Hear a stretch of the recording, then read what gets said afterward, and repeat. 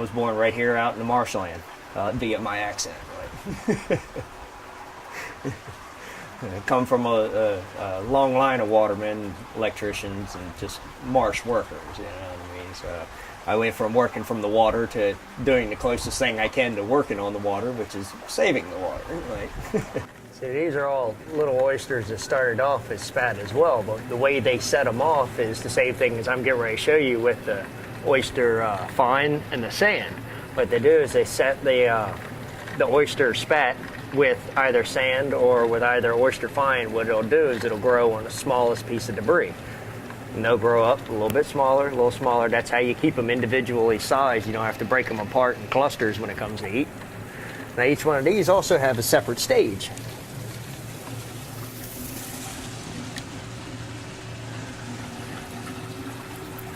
Because each one of their growing sizes have a different process, which you're supposed to add different food to. But depending on who knows what they're doing will depend on the different food that they get within each stage of their oysters.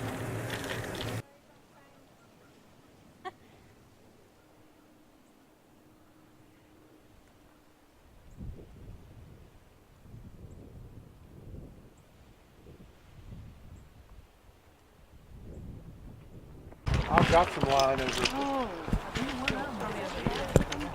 I got some too. they come with a little.